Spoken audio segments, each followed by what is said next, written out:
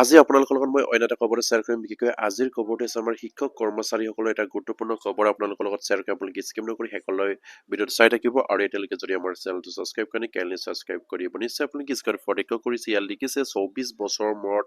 সখা লাভ কৰিলে নলবাৰী ভুক্তভোগী শিক্ষকে ইয়াত উল্লেখ কৰিছে বিশেষ এটা ডিষ্ট্ৰিক্টৰ ইয়াত নলবাৰী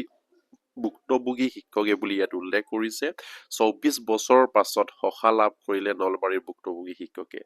ইয়াত উল্লেখ কৰিছে যে গুচৰীয়া 10 গৰাকী অবিবি শিক্ষকক চাকৰি গুৰাই দিয়াৰ নিৰ্দেশ উচ্চ ন্যায়ালয়ৰ ইয়াত উল্লেখ কৰিছে যে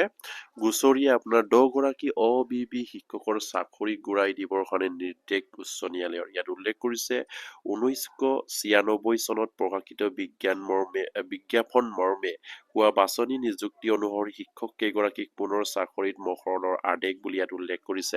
1996 চনত যিখিনি প্ৰকাশিত আপোনাৰ বিজ্ঞাপনৰ মৰ্মে হোৱা বাছনি নিযুক্তি অনুসৰি শিক্ষক কেইগৰাকীক পুনৰ চাকৰিত মহৰল কৰিবৰ কাৰণে ইয়াত আদেশ প্ৰদান কৰিছে ইয়াত উল্লেখ কৰিছে যে 24 বছৰ মূৰত ন্যায় লাভ কৰিলে নলবাৰী জিলাৰ 10 গৰাকী অবিবি শিক্ষক বিশেষকৈ আজিৰ খবৰটো হৈছে অবিবি শিক্ষক যি 10 গৰাকী শিক্ষক কৰ্মচাৰীয়ে দীৰ্ঘদিন সময় ধৰি তেখেতসকলে আপোনাৰ যুঁজি আছিলে তেখেতসকলৰ ন্যায়ৰ পাবৰ কাৰণে আৰু সেইখিনি আজি ন্যায় লাভ কৰিলে বুলি ইয়াত উল্লেখ কৰিছে ইয়াত উল্লেখ কৰিছে যে আপোনাৰ দীৰ্ঘদিন ধৰি চলা আইনী যুঁজৰ অন্তত গুৱাহাটী উচ্চতম ন্যায়ালয়ে 10 গৰাকী অবিবি শিক্ষকক পুনৰ চাকৰিত নিযুক্তি দিবলৈ ৰাজ্য চৰকাৰক নিৰ্দেশ দিছে আৰু ন্যায়ালয়ৰ মজিয়াত নিযুক্তিৰ বাধা প্ৰকণ্ড হোৱাৰ সেই শিক্ষক কেইগৰাকী হৈছে ক্ৰমে কমল চন্দ্ৰ দাস ইয়াত তেখেতসকলৰ নাম নিশ্চয় আপোনালোকে স্ক্ৰীনত প্ৰত্যক্ষ কৰিছে আপোনাৰ 10 গৰাকীৰ নাম ইয়াত উল্লেখ কৰিছে যি গৰাকী শিক্ষক কৰ্মচাৰীয়ে আপোনাৰ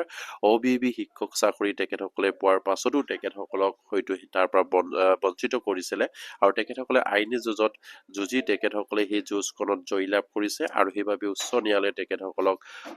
অসম চৰকাৰ বা শিক্ষা বিভাগক নিৰ্দেশ দিছে যে সেই 10 গৰাকী অবিবি শিক্ষকৰ চাকৰি অতি সোনকালে ঘূৰাই দিবৰ বাবে আৰু ইয়াত উল্লেখ নিশ্চয় আপোনালোকে দেখিছে নিউজ পেপাৰত আমাৰ 10 গৰাকী শিক্ষক কৰ্মচাৰী ইয়াত নাম আছে আৰু 1996 চনৰ 28 ডিচেম্বৰত প্ৰকাশিত বিজ্ঞাপন মৰ্মে হোৱা বাছনি আৰু নিযুক্তিৰ ভিত্তিত উপৰোক্ত 10 গৰাকী শিক্ষক নলবাৰী জিলাত প্ৰাথমিক আৰু মাধ্যমিক ইংৰাজী বিদ্যালয়ত শিক্ষক হিচাপে আপোনাৰ পুনৰ মহৰল কৰিবলৈ ন্যায়ালয়ৰ নিৰ্দেশ দিয়ে ইয়াত উল্লেখ কৰিছে আপোনাৰ সেই 10 গৰাকী শিক্ষক কৰ্মচাৰীক পুনৰ আপোনাৰ ইয়াত কি কৈছে প্ৰাথমিক আৰু মাধ্যমিক ইংৰাজী বিদ্যালয়ৰ শিক্ষক হিচাপে পুনৰ মহৰল কৰিবৰ কাৰণে নিৰ্দেশ জাৰি উল্লেখ কৰিছে বা নিৰ্দেশ দিছে উল্লেখযোগ্য যে 1996 চনত অবিবি শিক্ষক আঁচনিৰ অধীনত ৰাজ্যজুৰি শিক্ষক নিযুক্তি দিছিল তেতিয়াৰ অসম গণ পৰিষদ নেতৃত্বাধীন ৰাজ্য চৰকাৰে আৰু ইয়াৰে অংশ হিচাপে নলবাৰী জিলাত প্ৰাথমিক বিদ্যালয়ৰ বাবে আপোনাৰ 280টা পদত আৰু মধ্য ইংৰাজী বিদ্যালয়ত 140টা পদত নিযুক্তি প্ৰদান কৰা হয় কিন্তু ইয়াৰ মাজতে নলবাৰী জিলাত অবিবি শিক্ষক নিযুক্তিৰ ব্যাপক দুৰ্নীতিত অনিয়ম সংঘটিত হয় আৰু অনুমোদিত পদতকৈ জিলাখনত অধিক শিক্ষক নিযুক্তি দিয়াত সমগ্ৰ নিযুক্তি প্ৰক্ৰিয়াটো তদন্তৰ আওতাত সোমাই পৰে আৰু কেইবাটাও পৰ্যায়ত চলা এনে তদন্তৰ অন্তত 2001 চনত শিক্ষা বিভাগে একাংশ অবিবি শিক্ষকক নিযুক্তি বাতিল কৰে আৰু পৰৱৰ্তী পৰ্যায়ত নলবাৰী জিলাত অবিবি শিক্ষকসকলক অবৈধ নিযুক্তিক লৈ বহুকেইটা গোচৰ উচ্চ ন্যায়ালয়ৰ ৰুজু হয় আৰু ইয়াৰে মাজতে যিসকল 10 গৰাকী ইয়াত উল্লেখ কৰিছে তেখেতসকলে ইয়াত দিয়া উল্লেখ কৰিছে আৰু 10 গৰাকী শিক্ষকে তেওঁলোকৰ নিযুক্তি বাতিলৰ নিৰ্দেশ প্ৰত্যাহ্বান জনাই গুৱাহাটী উচ্চ ন্যায়ালয়ত দুটাকৈ পৃথক গোচৰ ৰুজু কৰে আৰু এনে গোচৰৰ জৰিয়তে চাকৰি ঘূৰাই দিবলৈ তেওঁলোকক আদালতক প্ৰাৰ্থনা জনায় এনে গোচৰৰ ভিত্তিত প্ৰায় 6 বছৰ ধৰি চলা